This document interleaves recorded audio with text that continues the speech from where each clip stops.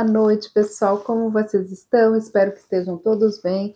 E este é o canal Turbilhão Russo. Desde já, eu peço que você deixe seu like, se inscreva, compartilhe para que o YouTube entenda que este canal é relevante. E hoje daremos sequência a mais um vídeo sobre a obra que estamos analisando, Os Demônios, né? Temos vários e vários vídeos na nossa playlist. Então, quem quiser maratonar, quem quiser se aprofundar nesta obra, é só clicar lá na playlist. E quem quiser ver os vídeos aí de forma esporádica, um aqui, outro ali, tá tudo certo, porque cada vídeo tem o seu começo, o seu meio e o seu fim, né? Bom, estamos aí nos encaminhando já para o final dessa análise, dessa grande obra-prima de Dostoiévski, né? Então, falta acredito que com esse vídeo e mais dois. E aí nós seguimos aí obra a obra. Eu sei que eu escolhi uma obra aqui, né? O canal escolheu, né? Fazer os Demônios, que era uma obra que eu estava lendo e estudando, mas a gente vai voltar no tempo também. E vamos analisar obras aí, enfim, vamos analisando, obra a obra. Aí depois eu vejo o que se segue, né? Qual será o próximo, né? Eu já tenho uma noção de qual é o próximo livro que eu desejo, né, analisar com vocês. Só um minuto. Nossa, gente, que loucura, assim, eu tô com essas crises, essas rinites, e se eu deixar de gravar por causa da rinite, eu nem gravo mais, né, porque tá direto assim. Mas tudo bem, vamos lá, sigamos, né. Então, nos vídeos anteriores, né, a nossa análise, ela tinha chegado até os Lebediadsky, né, Stavrogin já tinha sido ali construído, né, como o centro aí simbólico de Os Demônios, né, um homem assim fascinante, enigmático e vazio, né, em torno do qual começam ali a se organizar as forças destrutivas do nosso romance, né.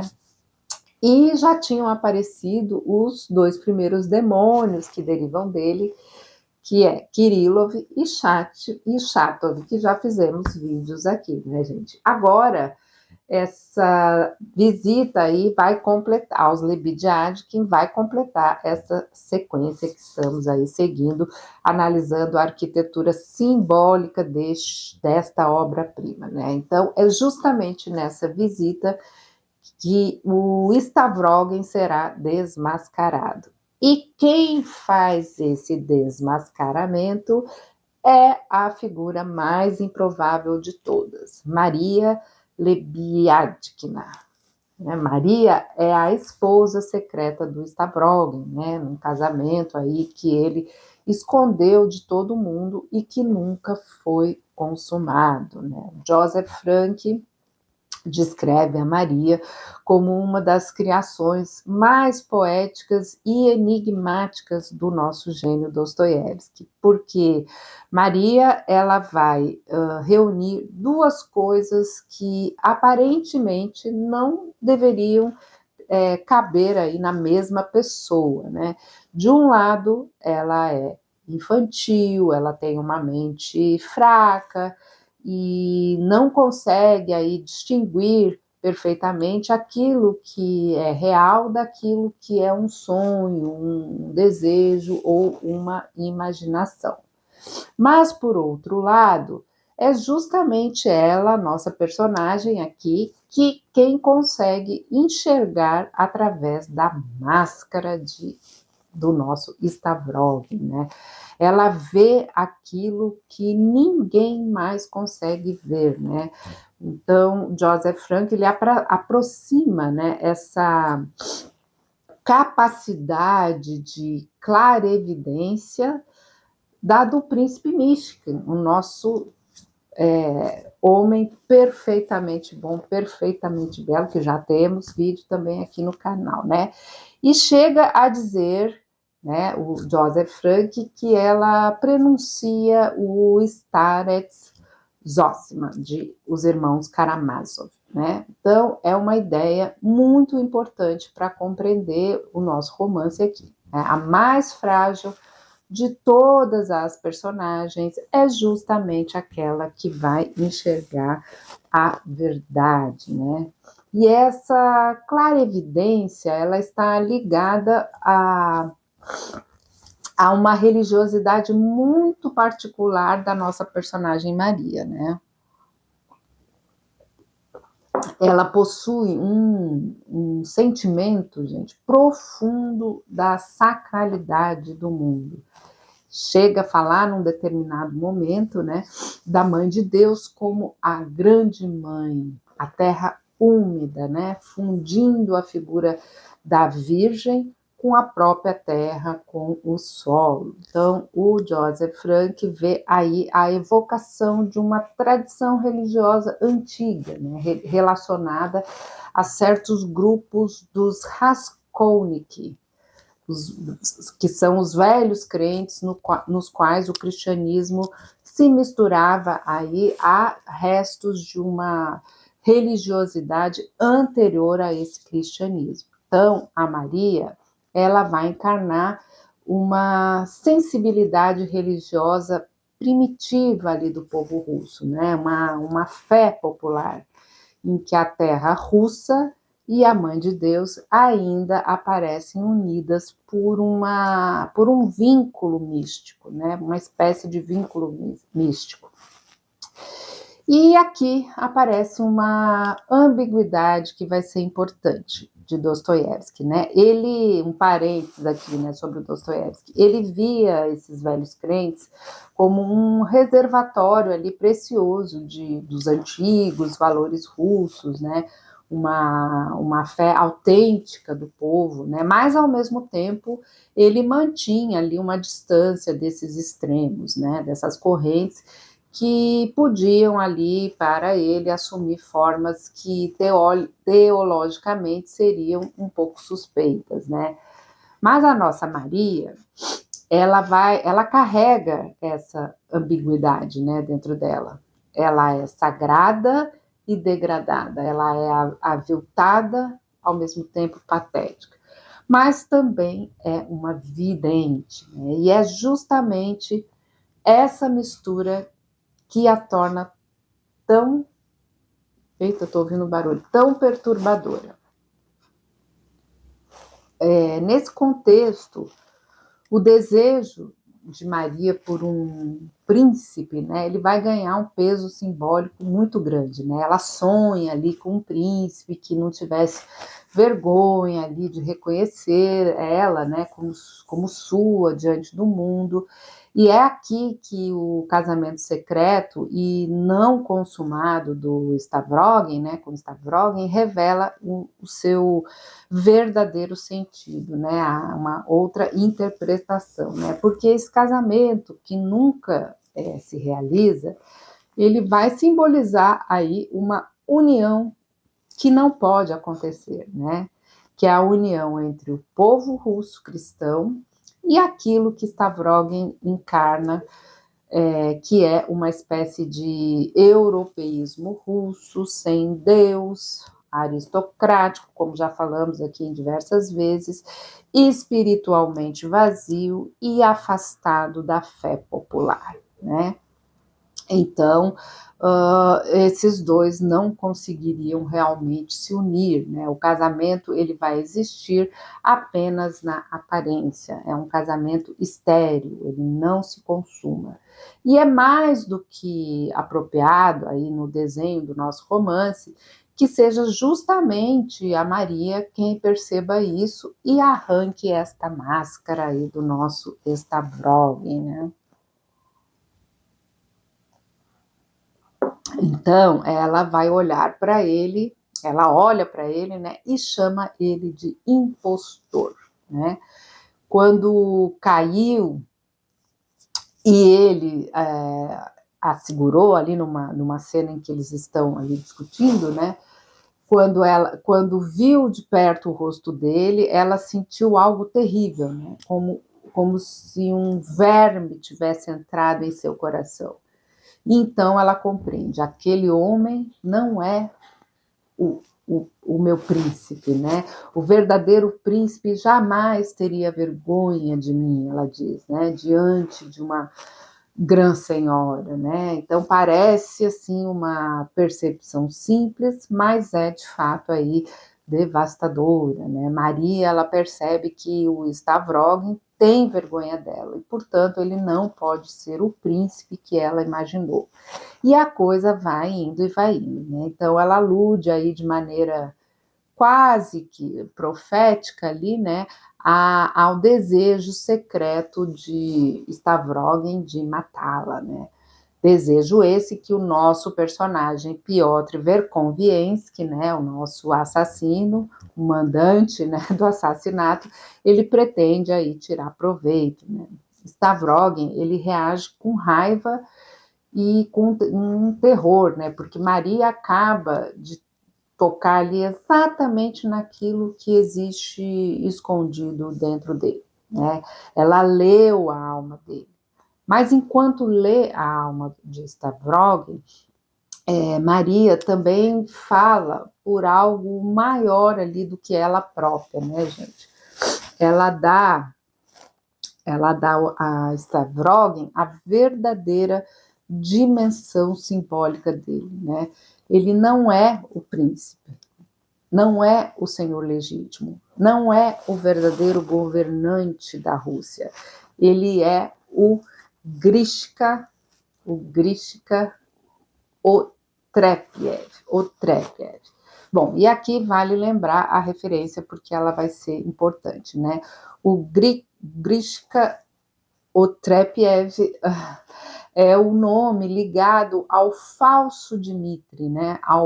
O impostor da história russa, que se fez aí passar pelo verdadeiro herdeiro do trono, né? O falso Tsarevich, né? Aquele que se apresentou como aquilo que não era, né? Então, quando Maria chama Stavroguin de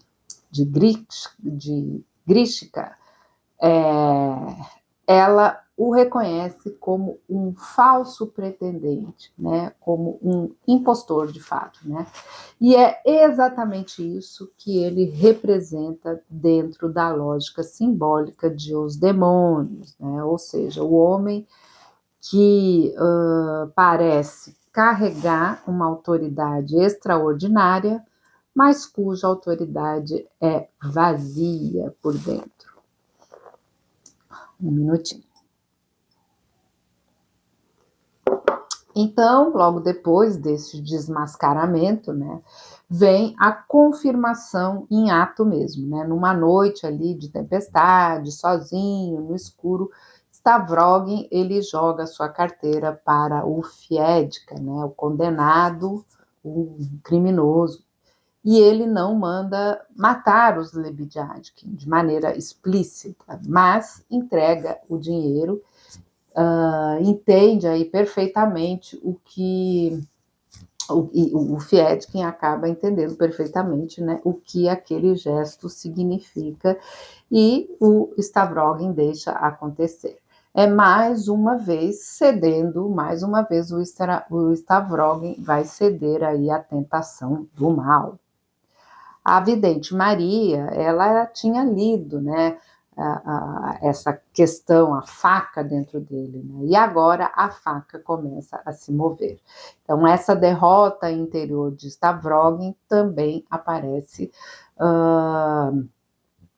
no duelo com o Gaganov, né? Nesse duelo, ele tenta ali evitar um derramamento inútil de sangue, ele não quer matar, só que a maneira como ele se contém é sempre arrogante, sempre muito desdenhosa, né? E essa arrogância, em vez de acalmar o adversário, ela aumenta ainda mais o ódio dele, né? Ou seja, mesmo quando o Stavroguin ele tenta fazer o bem, ele não consegue fazer verdadeiramente, porque o seu egoísmo continua sempre contaminando qualquer gesto qualquer atitude que ele venha aí a fazer.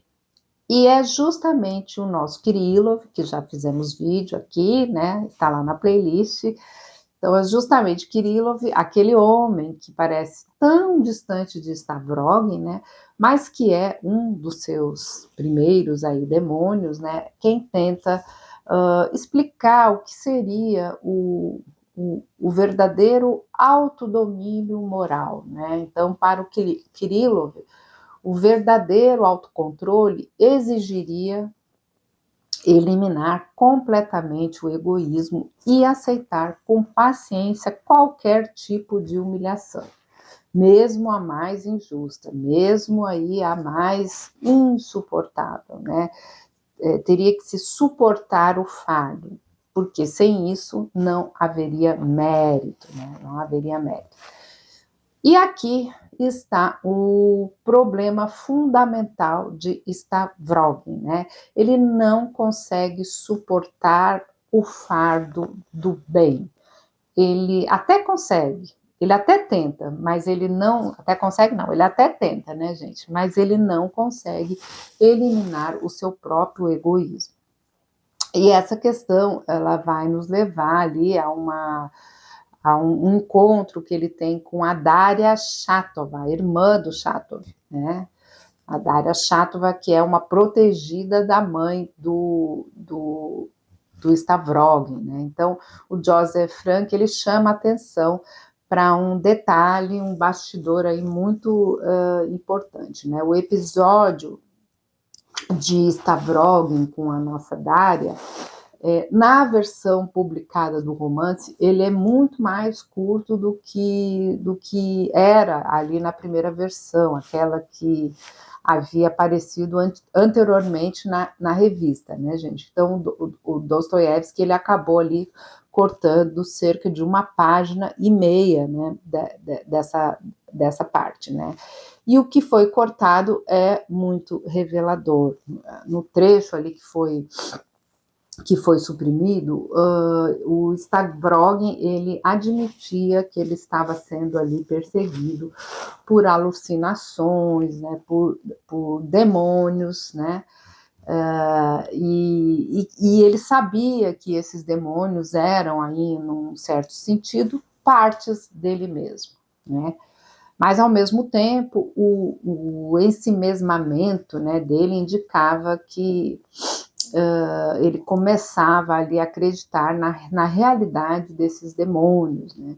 Então, essa ameaça de loucura, ela servia ali para preparar a famosa visita a Tikhon, né? A famosa, porque não foi publicada, né, gente? Então, só que quando o capítulo aí da confissão, então, não foi retirado, né? Esse trecho ele ficou ali solto, né? Ficou sem função. E aí, por isso, também acabou sendo cortado. Mas hoje a gente já lê os demônios com esse capítulo como o apêndice, né? A edição da 34 está lá, acho que todos publicados, né? Mas essa variante, ela ajuda a reconstruir um pouco aquilo que Dostoiévski tinha em mente, né? O Stavrogin, ele fala a nossa Daria ali de um novo demônio, né? Diferente dos demônios anteriores que eram representados aí por Kirillov e Chatov, né? E aí ele diz que é um demônio que é estúpido, é insolente, é um seminarista cabeça dura, cheio daquela autossatisfação característica da década ali dos anos 1860, né, com a alma e a mentalidade de lacaio e convencido ali de sua própria beleza totalmente irresistível, né?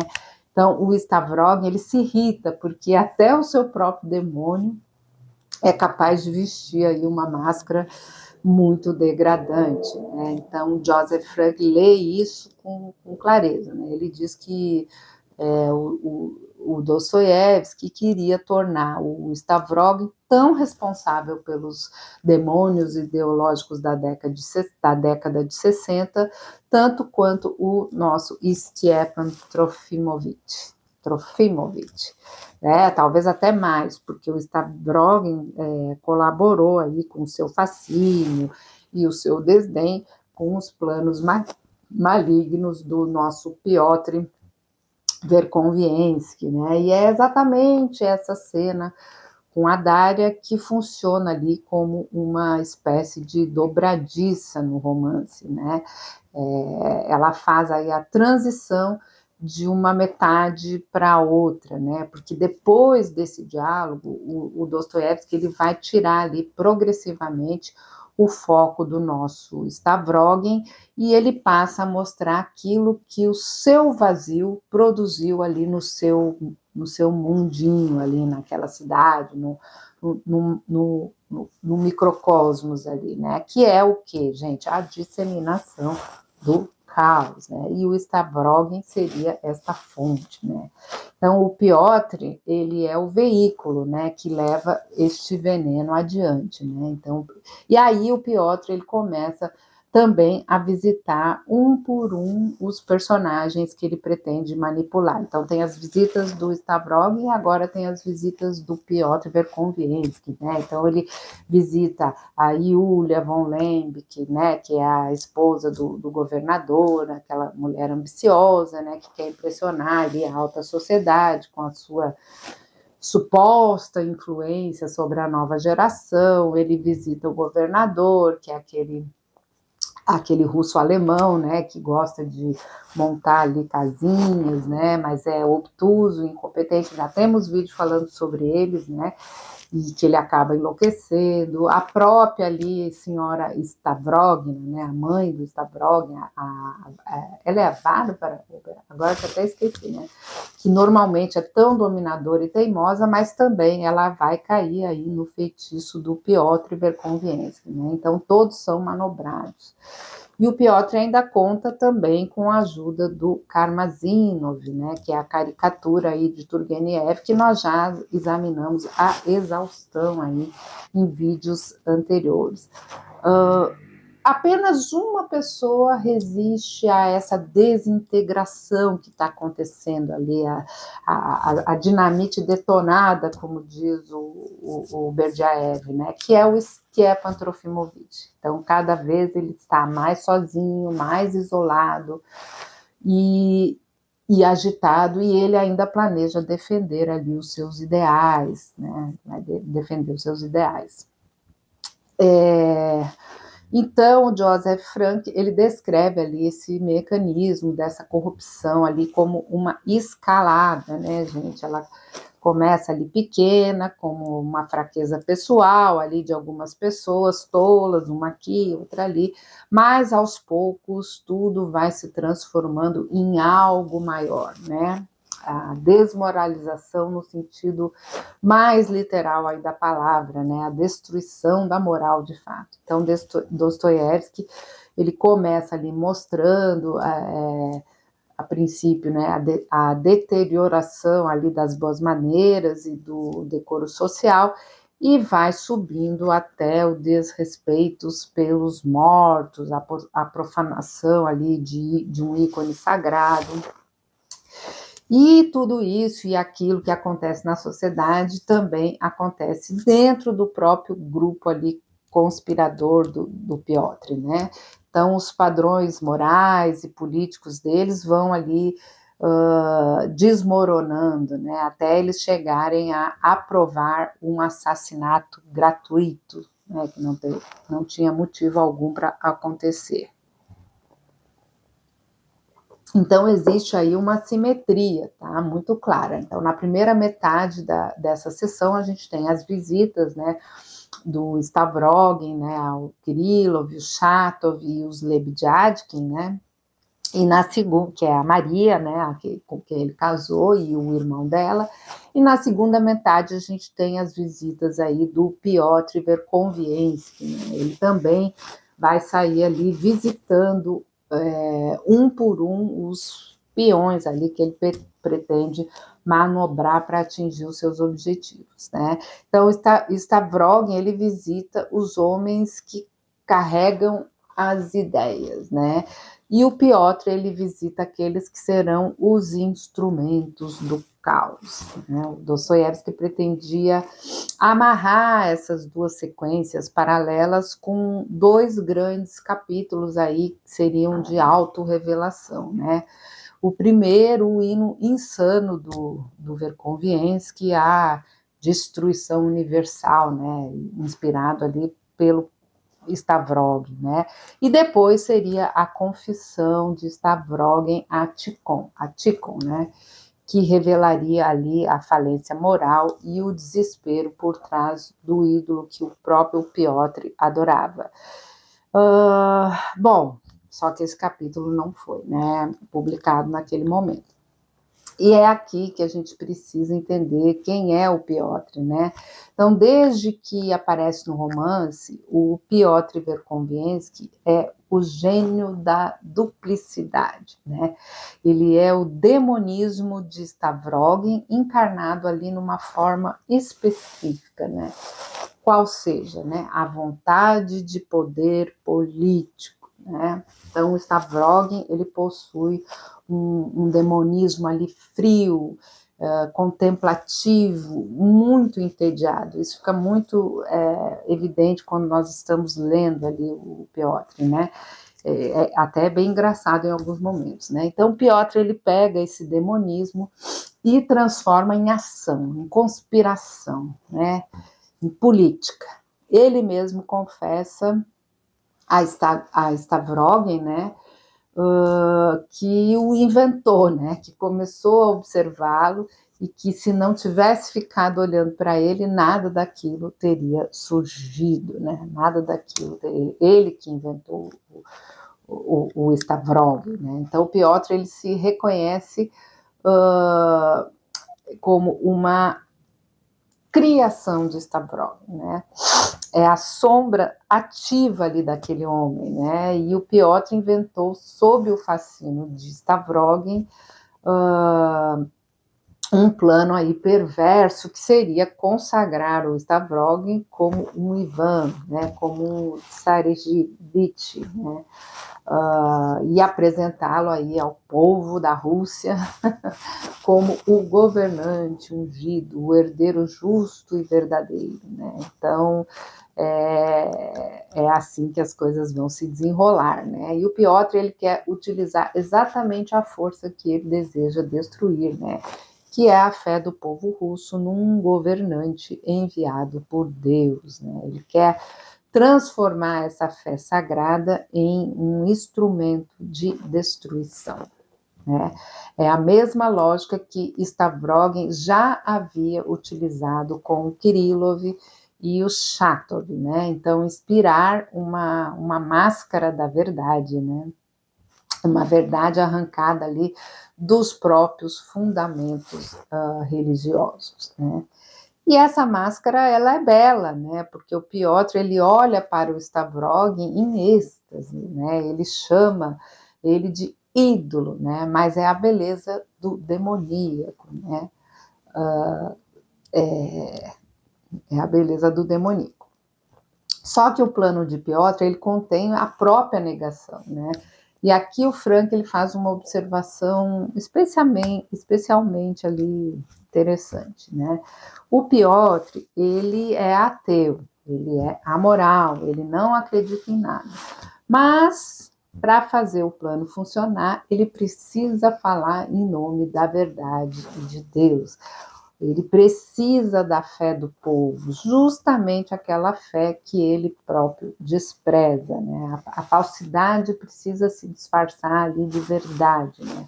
A idolatria precisa falar a língua do sagrado, senão ele não vai conseguir atingir os seus objetivos, né? Então, ao fazer isso, ele confessa a própria falência, né? O Piotr, ele não possui base nenhuma para construir ali qualquer coisa, né? Ele possui apenas o vazio, né? E esse vazio, ele precisa aí vestir as roupas daquilo que ele pretende destruir.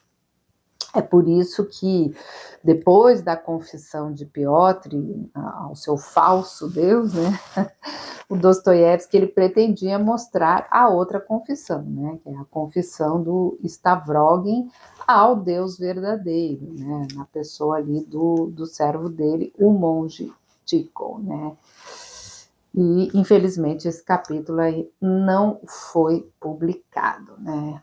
Bom, Então, por hoje, chegamos ao fim deste vídeo e em breve teremos mais um e mais um para fechar a nossa análise da obra de Fyodor Dostoiévski, Os Demônios. Tchau, tchau e até a próxima, pessoal.